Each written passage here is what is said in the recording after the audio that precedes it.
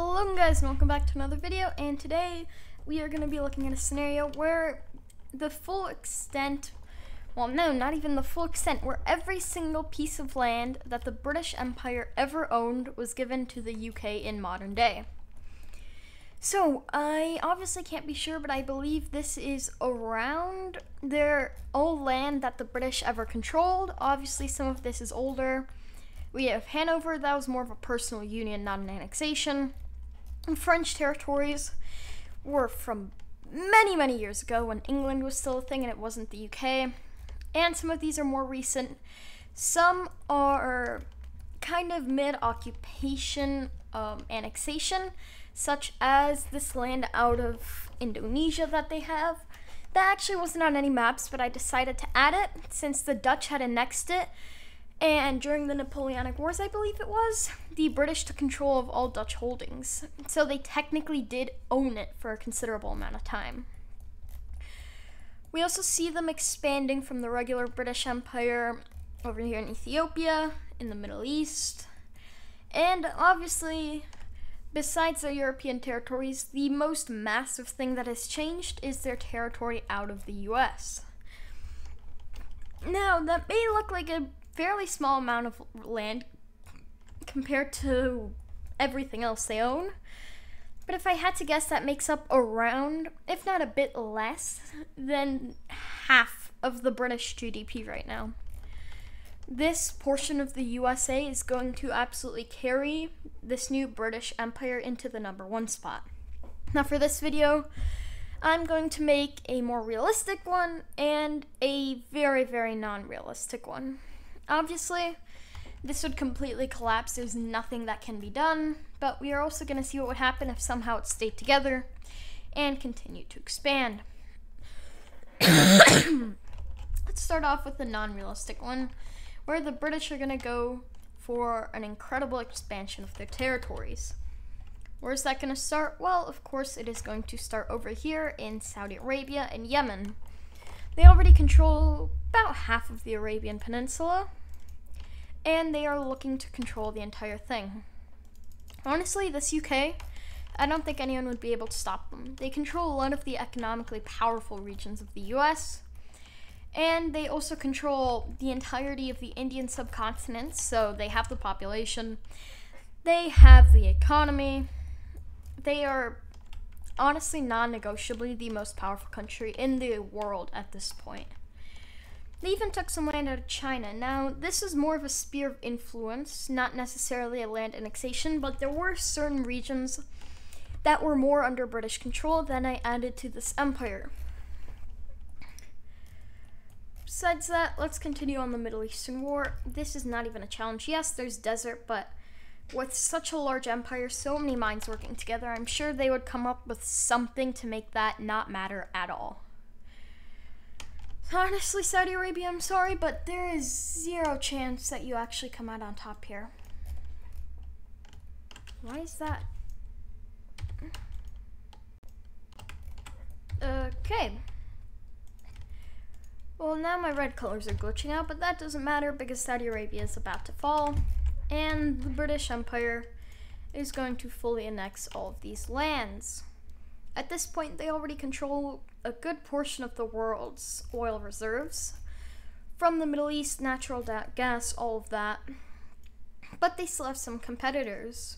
Whatever's left of the US, China, and Russia are all trying to weaken them. Luckily for the UK, the US and Russia and China do not really get along. So that's not going to be too much of an issue for them. Speaking of the US, they're going to do whatever they can to weaken the British or try to get this territory back. But in the end, for this non-realistic scenario, they are going to be unable to do that. Following along, they are going to be expanding into Africa, capturing the rest of Ethiopia and Djibouti with ease, Libya and Tunisia, and just overall expanding into the rest of Africa.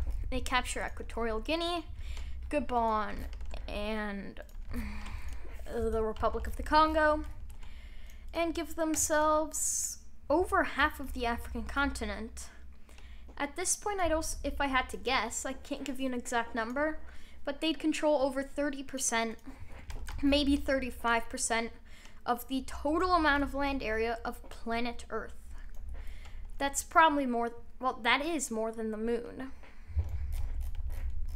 And they are only expanding further and further. They are going to have some issues here in the Muslim world, though, as North Africa really doesn't want to be under British influence.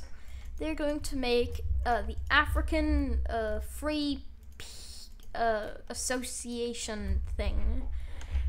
And most African nations are going to join this.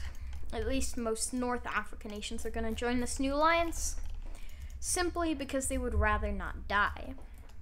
We see Morocco not being let in because Algeria vetoes it, and Western Sahara not being let in because nobody knows what to do with them. At this point, Angola joins in. Mozambique and the DRC are tempting, but the DRC isn't having the most luck joining in because they do not meet some of the requirements.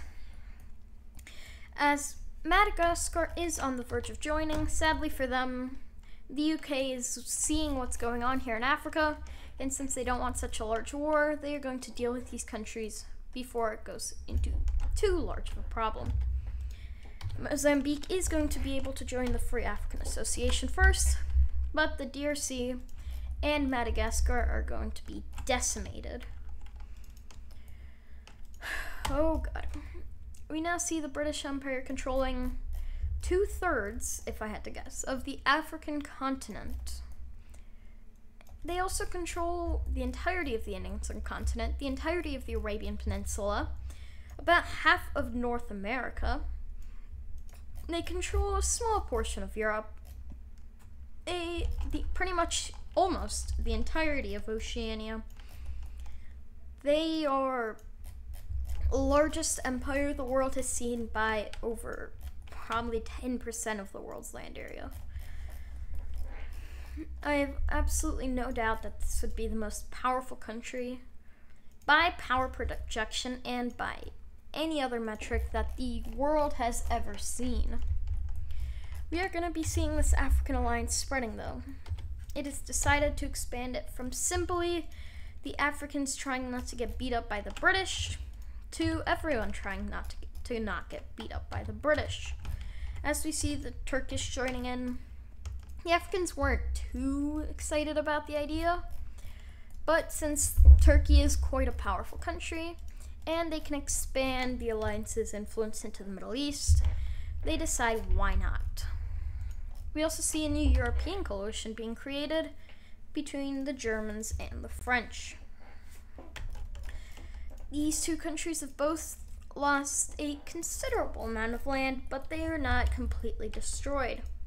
Soon enough, all of the Benelux joins in, and once again, the UK should probably start expanding into Europe soon if they want to get any land at all, as Italy and Spain both join, whilst Portugal is still considering their options, thinking that an alliance with the UK might not be the worst thing. From there, we see Bulgaria and Romania joining in for protection, together with Poland and the Baltics. The UK, once again seeing this new alliance spreading quickly and not wanting it to grow too powerful, invades Denmark and Norway. Basically just to give themselves a larger border. They quickly steamroll Denmark, and honestly, Norway, you don't stand much better of a chance. You can attempt all you want, but the British are most likely going to roll you over. Maybe not murder your population, I think we're past that in the world, but you do not stand a chance at all. After Norway, the UK is going to continue to set its sights on the Nordics, as Sweden has a considerable amount of resources up here in its northern region, and Finland could give it a strategic position over Russia. It decides why not continue to push into the Nordics and invades into Sweden, but Finland does finish the process to join this European alliance before the UK is able to invade it. Once again, the UK not wanting to be in too large of a war just yet until they can get fully organized, just decides to invade into Sweden and Norway and end it there.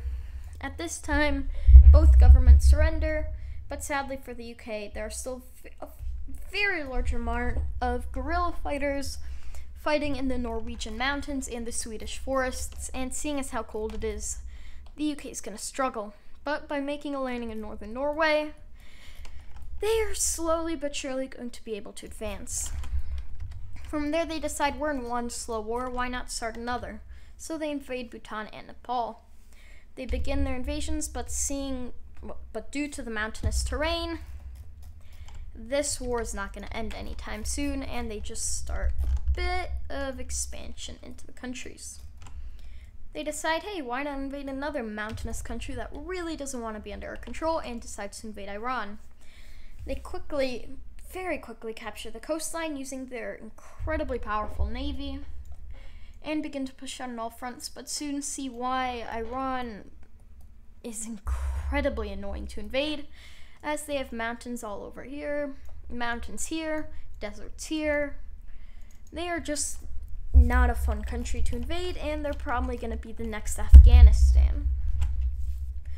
From there, the UK decides to continue its expansion into Syria, whilst Lebanon manages to join the African/Eurasian alliance.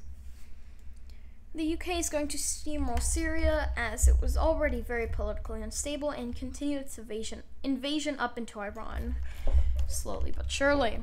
They're also going to continue to invade up into the Nordics, but in the Himalayas, Bhutan and Nepal are both holding out, although Bhutan is slowly but surely getting wrecked.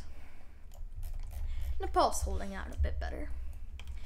They've decided not to invade any more mountainous countries, and instead decide that their good ally Portugal deserves something, and that something is death. Portugal, their government makes a public announcement that they are looking to join the European Defense Coalition, even though England offered them a deal in which they get to expand a bit and they are an English ally. So Britain decides to invade them before they can join anything. Soon enough, Portugal capitulates, and the British once more annex them.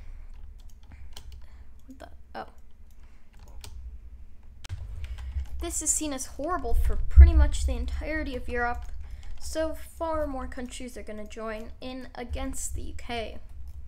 Ukraine, Moldova, pretty much every country in Europe that is not Russian aligned, as Russia is preparing its own things. Sadly for them, this alliance isn't just against the UK, and they are not going to be able to invade into the Baltics or into Ukraine, at least not anytime soon.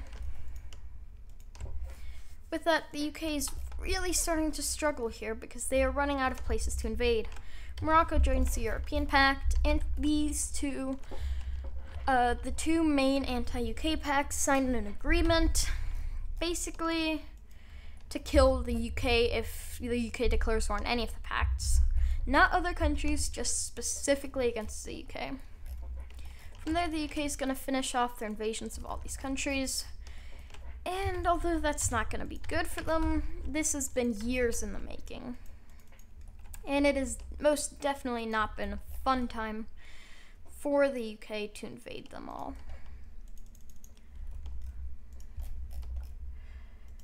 From here, they are going to annex all of them because all they want is to grow and become the complete global hegemon. They refuse to allow any other countries in, as they saw what happened last time with Portugal. And slowly but surely, they are hoping to conquer the entire world. They continue this hope by invading down into Indonesia and Southeast Asia, capturing the Philippines and the entirety of the region. Vietnam, Thailand, Cambodia, they all fall in one big war. With that, the UK, well, they don't really want to invade up into China. They know that multiple countries would come to China's aid, including the Russians, and once more, they're just not looking forward to any wars like that. They already have enough issues and enough public unrest. They decide, what's the best way to get the public on your side? Kill more countries, make yourself stronger. Is that gonna work? kind of. They are going to be able to annex all of Southeast Asia, but from here their expansion will be severely limited. The European and African defense pacts have expanded to guarantee each other, and Russia and China are guaranteeing the entirety of Central Asia and whatever's left of their entire region. From there, the European Pact expands into Asia, with Japan and South Korea joining in, as China and Russia are obviously not going to allow them into their alliance unless they accept whatever they want, pretty much. We also see, honestly, probably a Chinese invasion of Taiwan. It's kind of random, but the Chinese are really just not having a good time here. So they're going to invade into Taiwan, whilst Serbia is protected by Russia. This limiting UK ambitions vastly in the old world, they decide to look somewhere new, the USA. Now, the US has lost the majority of their land area, but they still have the massive Rocky Mountains to protect them. Deserts in parts of East Texas, mountains into California. This is really not a fun area to invade, but seeing as the UK has run out of options, and the US is the main country advocating for everyone to team up and kill the UK, they decide that war has become an inevitability. So I don't know why I didn't give them Vancouver Island here, but now they're just at war with it. And they will begin their invasion into the United States. They quickly capture New Orleans and push into the most populous parts of eastern Texas. They also begin to push down the coastline into Washington, capturing Seattle and pushing down into Oregon. They start an invasion into southern Alaska, capturing any and all important areas. And overall, the US is really just not having a great day. The UK is also going to invade and annex all Caribbean nations, most simply because they can. And from there, the US is going to basically create a North American alliance against the UK. Who's going to join? Well, of course, Mexico is going to join. They're right on the border, and the UK is most likely going to invade them soon if they do not. We see Costa Rica and Panama joining this American anti-UK pact. We see Colombia joining, Chile joins, and Argentina joins. Give me a minute. And with that, Southern South America joins, as Uruguay joins in as well. Eventually, we are also going to see the entry of Brazil, leading to a UK versus the Americas situation. Don't even know if they can win this, but it's not going to get any better for them, as Guatemala and Honduras join, Ecuador joins, and multiple other American countries are considering joining in. Really seems the UK here has met their match. In pretty much the entirety of the Americas, anti-UK sentiment is growing, until eventually they hope to hit it out on a guerrilla campaign. For now, though, the UK is going to have a lot of fun pushing into Mexico, using their naval dominance to capture the Mexican coastline, cutting them off from Central America, and capitulating Guatemala and Honduras. From there, they naval invade Colombia, which is stopped at the Colombian Mountains. They naval invade Ecuador, which is once again stopped at the Andes. And they attempt a naval invasion of Brazil, which manages to capture some lands, but is stopped at the Amazon, and simply as the UK can push no further. This is going to be near the end of the UK's expansion, as more and more countries are going to be joining this American pact, including Peru, Bolivia, and Paraguay. Soon enough, even Nicaragua joins in, along with El Salvador, and the entirety of the Americas except for Venezuela for now join in. Soon enough, Venezuela isn't going to have a choice, though, As the UK is struggling to push into Colombia, it declares war on Venezuela to have an easier way there. They begin to push out from Guyana, making landings along the coastline and overall capitulating Venezuela. They are still stopped a bit further down into the Andes, and as they attempt to make more naval invasions in Brazil, they are getting incredibly bogged down. In Peru, everywhere they go, they are stopped at either mountains or deserts, and they are, or at least it's becoming very difficult to move forward. At this point, I'm going to end this part of the scenario, as the UK would most likely eventually push further, but for now, that is going to be a stalemate. Now let me find where we started, and I will show you a bit more realistic of a scenario, which is obviously going to be much faster. And end much sooner. As well, in this scenario, the UK expanded greatly, but in this one, they are going to be doing their absolute best simply to survive.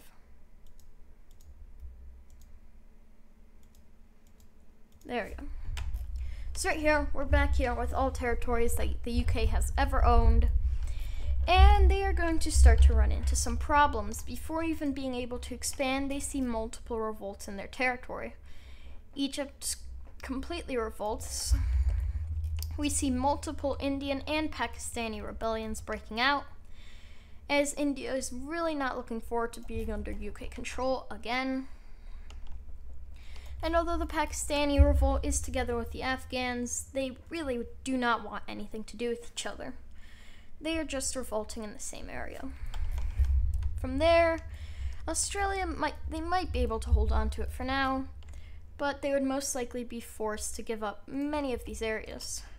Their Indonesian lands are soon given up, whilst in India, the Indians are given their full independence. Maybe not full independence, but they are given Sri Lanka and all of their land back, although the UK does hold on to Bengal, the Bay of Bengal, mainly Bangladeshi lands, and Myanmar. Let's go ahead and draw in those borders right now, as this is at least somewhat what the new border would look like. We also see soon that a rebellion in Myanmar is going to force the UK out of a majority of Myanmar as well. Actually, pretty much all of Myanmar, only leaving them with a small colony in the region.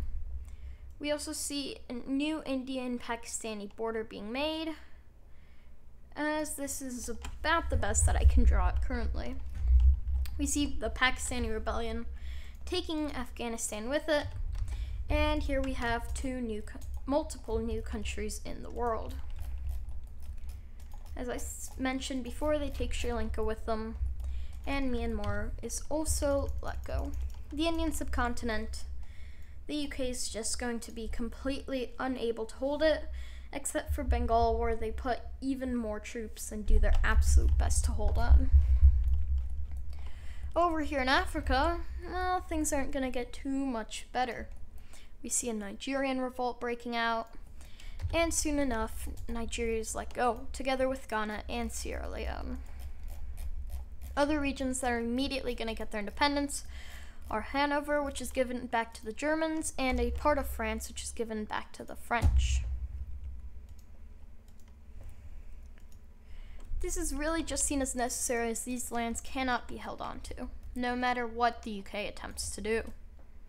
They do try to hold on to this small piece of land on the continent next to Belgium, though, hoping that it will give them a gateway to eventually get some of that land back.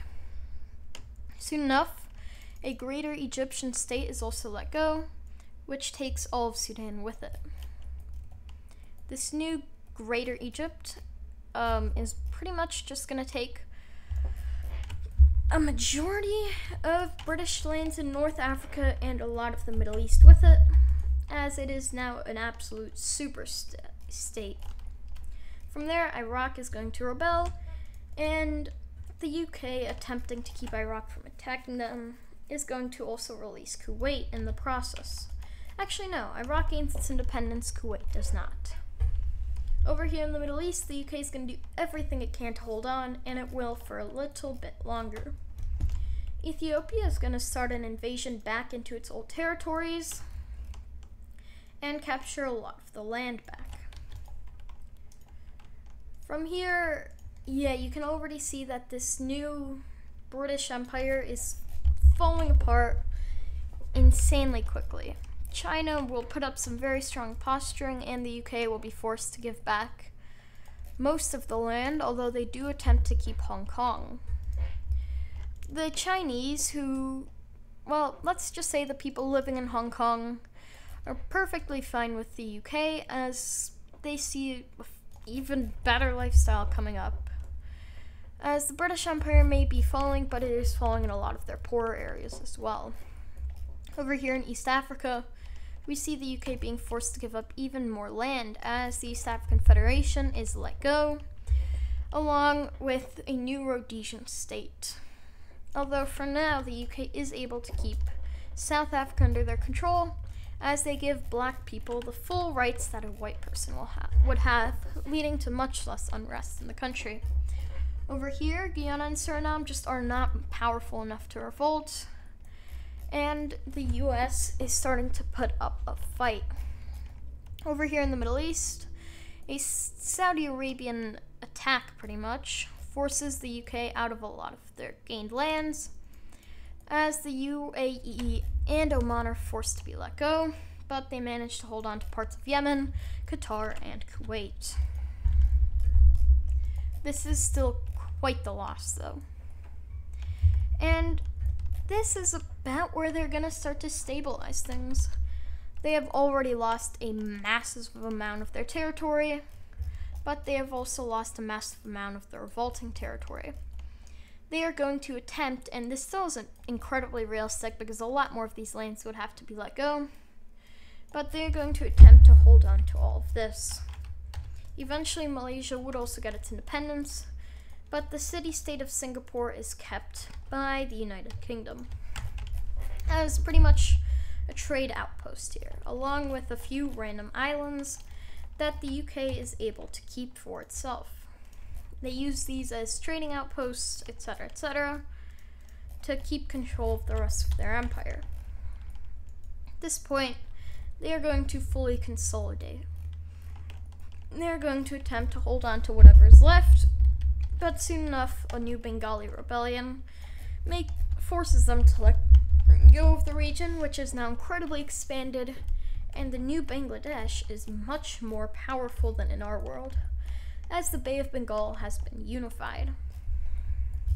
As for Yemen, well, even with all the UK attempts there, they are slowly losing their grip on it, and they are absolutely trying their best to hold on to their last couple Middle Eastern possessions. From there, soon enough, Iceland is going to revolt and be given its independence, as that is mostly from outside. Just everyone not really seeing the point in them holding it. From here, even more consolidation is going to happen, and they are going to attempt to hold on to these last lands, until eventually the USA decides everyone else has been getting their land back. It is now my turn. So the USA and the UK are now at war. In the more unrealistic scenario, at this point the UK was far more powerful, but since the US has lost over half of their land, population, economy, they are even more weakened. And although the UK has lost a lot here, I see them actually managing to win this. Slowly but surely, they push into southern Texas, capturing all important regions there. They make a naval landing in California, and push down from Canada, eventually capturing the entire Pacific coastline, whilst also pushing out into any important regions of Alaska. With all of this land already gone, the USA is going to start to consider complete disintegration. Soon enough this happens, and the United States of America is fully incorporated into this new British Empire. Why are these colors different? I actually do wonder. It's weird. But as I said, we see the British massively expanding into North America, and with the entirety of the US under their control, they now have a lot more power in the Americas, allowing them to hold on to their American land. At this point, they're also going to finish consolidation, doing their absolute best to hold on to all lands that still remain. They managed to do so fairly well, but many of these territories are still revolting, and over time, they will most likely gain autonomy. Hopefully, they can make some kind of grand council. I don't even remember what the name was. But the UK is gonna have to do something if they want to keep even this empire still running. With that, I hope you guys enjoyed this video, and I will see you all next time. Goodbye.